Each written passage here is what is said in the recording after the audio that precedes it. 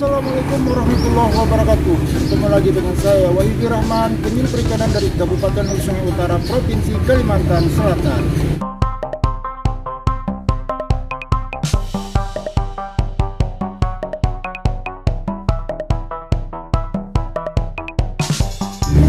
Dalam kesempatan kali ini saya akan mencoba kembali berbagi informasi kepada sobat perikanan dimanapun berada. Informasi yang akan saya bagikan kali ini ada 3. Yang pertama adalah mengenai kegiatan budidaya ikan di dalam Karamba di Desa Tambalan Kecil dan di Desa Banyutanjung Pangkalan di Kecamatan Sungai Pandan.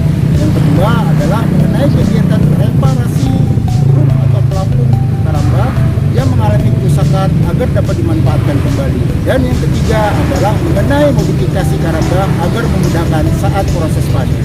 Saat ini saya sedang berada di ibu kota Kecamatan Sungai Pandan. Beberapa saat lagi saya akan menuju ke Desa Tambalan Kecil dan ke Desa Banyutanjung Pangkalan untuk melihat kegiatan usaha budidaya ikan di dalam Karamba di sana. Lebih jelasnya, mari kita menuju Desa Tambalan Kecil dan Desa Banyutanjung Pangkalan.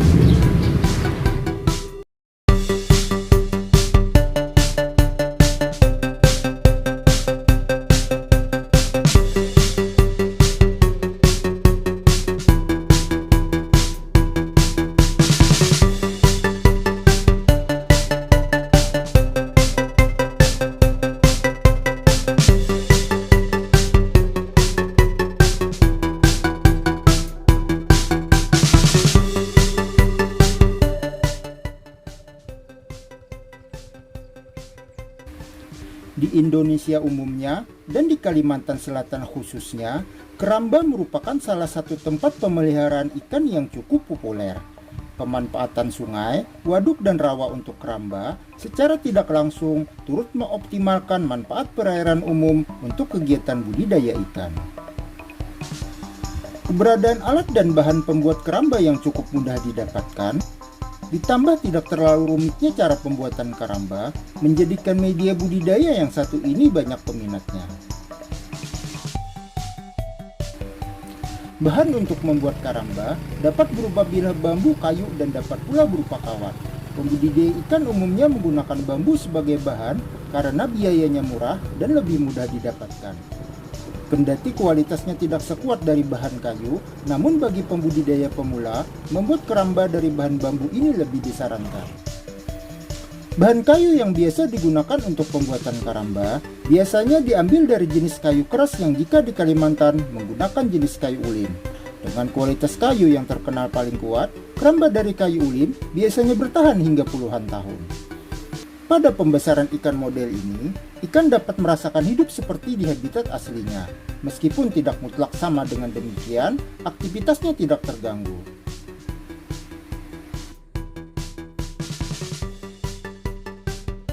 Sobat perikanan, dari sejarahnya, budidaya ikan dalam Karamba ini timbul karena suatu kebetulan. Diceritakan, pada mulanya dulu, penggunaan Karamba ini dilakukan pedagang ikan hidup di daerah Bandung. Untuk menampung ikan dagangannya yang belum laku terjual, pedagang ini menyimpan ikan-ikan jualannya tersebut di dalam Karamba yang dekat dengan rumah mereka. Akan tetapi, ikan-ikan tersebut malah terus hidup dan bahkan bertambah besar. Dari semula aktivitas kegiatan budidaya yang tidak disengaja inilah, menimbulkan niat para pedagang untuk membudidayakan ikan dalam Karamba. Budidaya ikan dalam Karamba juga dianjurkan untuk menunjang kegiatan usaha perbaikan gizi keluarga, khususnya bagi mereka yang tinggal di daerah-daerah yang dekat dengan perairan umum seperti sungai, danau, waduk, dan rawa-rawa. Keunggulan dari pembesaran ikan di dalam Karamba dapat diuraikan sebagai berikut. Pertama, ikan yang dibesarkan di dalam Karamba akan terhindar dari gangguan hama maupun gangguan lainnya yang sering menimbulkan kerugian dalam kegiatan usaha. Pengawasan terhadap pertumbuhan ikan dan kesehatan ikan dapat dilakukan dengan mudah sehingga setiap ditemukan gejala yang tidak menguntungkan dapat segera ditanggulangi.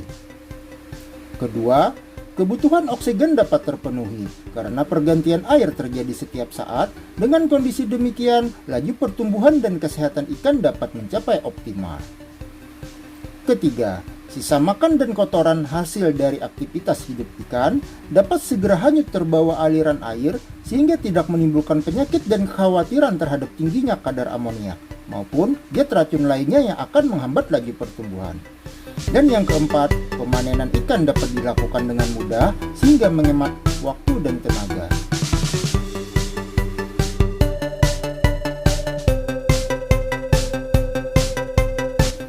Baiklah sobat perikanan, untuk pemilihan lokasi penempatan karamba, pembudidaya dapat menempatkannya di sungai, di danau, di waduk, maupun di perairan rawa. Berdasarkan letaknya di dalam perairan, karamba bisa diletakkan di dasar perairan dan bisa diletakkan mengapung dengan bantuan plotting keramba.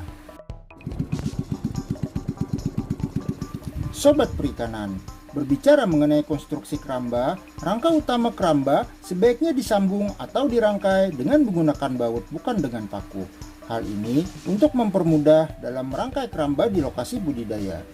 Berikut beberapa desain atau ilustrasi konstruksi keramba yang berbentuk kotak 4 persegi panjang. Pada gambar ini, proses pembuatan karamba dimulai dengan pembuatan rangka keramba. Rangka keramba ini umumnya menggunakan kayu balok yang dirangkai atau disampung menggunakan baut. Hal ini memudahkan perakitan dari lokasi pembuatan karamba yang biasanya dilakukan di darat dan pemasangan karamba yang biasanya dilakukan di atas floating atau pelampung karamba yang notabene-nya ada di atas air. Sobat perikanan, pada gambar kedua ini menunjukkan 3 sisi dinding karamba yang menggunakan bilah bambu atau bilah kayu ulin. Pada nomor 1 menunjukkan sisi karamba bagian bawah atau lantai karamba. Dan nomor 2 dan 3 sisi kiri dan sisi kanan dinding karamba. Lantai karamba dibuat dari bilah-bilah bambu atau kayu ulin yang memiliki jarak antara bilah satu dengan bilah di sampingnya sekitar 3 cm. Sama halnya dengan sisi kiri dan kanan karamba. Memasuki gambar selanjutnya, pada tayangan ini ditunjukkan sisi depan dan sisi belakang karamba, yaitu gambar nomor 4 dan nomor 5, dan sisi atas karamba yang pada gambar ini ditunjukkan dengan simbol nomor 6. Sobat perikanan, sama seperti penjelasan sebelumnya, jarak antar bilah karamba sisi depan dan sisi belakang juga berjarak sekitar 3 cm. Namun pada bagian tutup atas karamba dibuatkan lubang persegi 4 untuk memasukkan umpan dan memanen ikan hasil budidaya nantinya. Ukurannya sekitar 40 x 40 cm.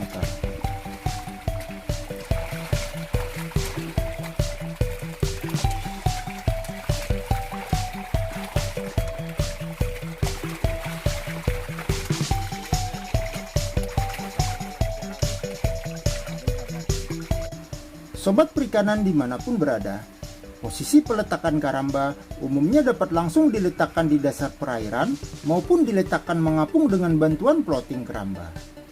Untuk keramba yang diletakkan di dasar perairan, biasanya digunakan di daerah perairan yang sempit dan tidak terlalu dalam, seperti sungai kecil atau saluran yang lebarnya tidak lebih dari 2 meter. Untuk karamba jenis ini bisa diletakkan tanpa rangka keramba yang ditancapkan atau dengan cara menancapkan rangka keramba ke dasar perairan. Kerangka-kerangka yang ditancapkan ke dasar perairan panjangnya sekitar 20 cm dari permukaan dasar perairan. Karamba yang seluruhnya ditanam di dasar perairan lebih tepat digunakan pada sungai atau saluran air yang dangkal dengan dasar sungai yang keras. Sobat perikanan, untuk karamba yang diletakkan mengapung menggunakan bantuan rangka plotting dan pelampung, posisinya akan terlihat sepertiga karamba ada di atas permukaan air dan 2/3 sisanya di bawah permukaan air. Karamba jenis ini yang akan kita bahas lebih lanjut. Di tempat saya bertugas, keramba yang diapungkan menggunakan bantuan plotting keramba menjadi pilihan para pembudidaya dalam menjalankan usaha pembesaran ikan di perairan sungai dan rawa.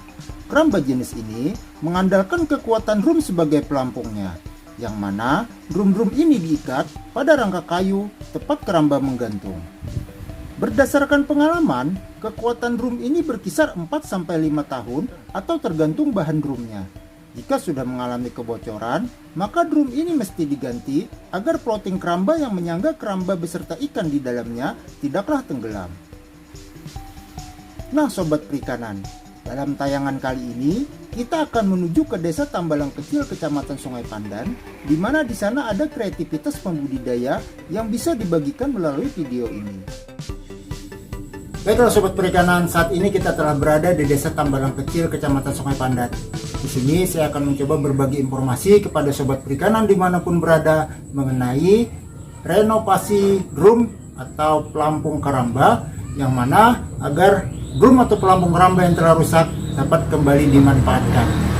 Menurut pengakuan sejumlah pembudidaya ikan di Desa Tambalang Kecil, drum ploting keramba dari bahan fiber akan mengalami keretakan seiring perjalanan waktu. Kendati sudah diupayakan dengan cara memutarnya dalam interval waktu tertentu agar yang terendam dapat saling bergantian. Kondisi ini tidak akan berlangsung lebih dari 5-6 tahun. Setelah itu, drum fiber akan mengalami keretakan, khususnya di bagian menjadi tumpuan balok ulin, kerangka ploting yang lama-kelamaan menjadi pecah. Setelah pecah, drum akan kemasukan air dan fungsinya sebagai pelampung pun akan hilang. Dengan harga drum fiber di angka 300 ribuan per buahnya, sedikit banyaknya akan mempercepat keluarnya biaya operasional pemeliharaan jika terpaksa harus menggantinya. Hanya saja sobat perikanan, bagi pelaku pembudidaya ikan di Desa Tambalang Kecil, drum-drum fiber yang sudah mulai bocor atau rembes ini dapat direparasi kondisinya agar dapat digunakan kembali. Nah, reparasi inilah yang akan kita uraikan lebih lanjut. Jika sebuah drum fiber bocor, oleh pembudidaya ikan akan dinaikkan ke darat dan dilakukan reparasi atau perbaikan. Caranya dengan membelah drum fiber di bagian tengah sekitar 30 cm membentuk huruf U, dan kemudian mengisinya dengan botol-botol air mineral bekas atau botol-botol oli, atau bisa pula dengan jerigen 5 liter bekas minyak goreng. Jika sudah terisi penuh, barulah bagian drum yang dibelah tadi ditutup kembali dengan cara dilem atau dijahit menggunakan tali nilon. Drum fiber akan kembali berfungsi sebagai pelampung dan dapat digunakan sementara waktu.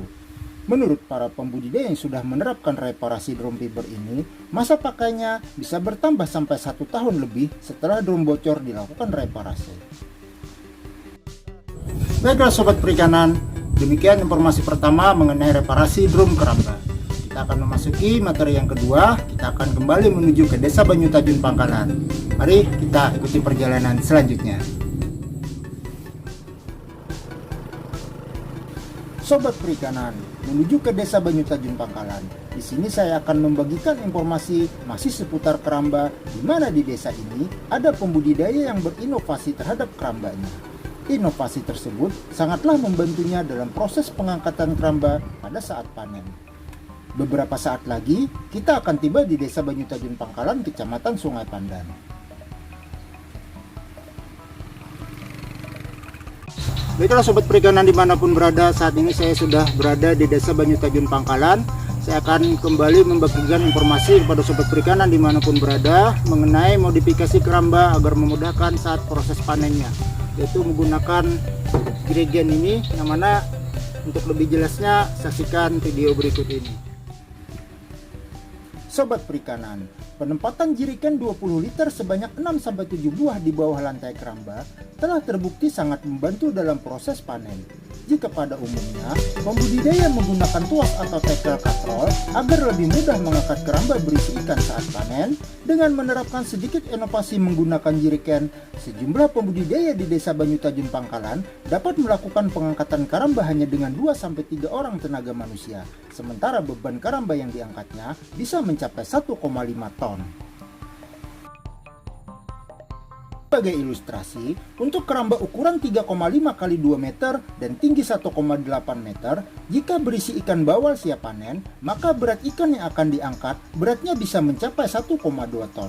Ditambah berat kosong keramba yang dalam kondisi basah sekitar 300 kg, maka total berat yang meski diangkat adalah 1,5 ton. Dengan bantuan 6-7 jerigen 20 liter yang diletakkan di bawah lantai keramba, cukup 2 orang tenaga kerja yang diperlukan untuk mengangkat keramba seberat 1,5 ton tersebut. Sementara modal 1 buah jerigen 20 liter, harganya di tempat kami Rp30.000 per buahnya. Jadi, untuk 7 buah perlu tambahan Rp210.000 untuk 1 buah keramba ukuran 2 x 3,5 meter. Hanya saja, untuk jangka panjangnya dapat mengurangi upah tenaga kerja saat proses panen.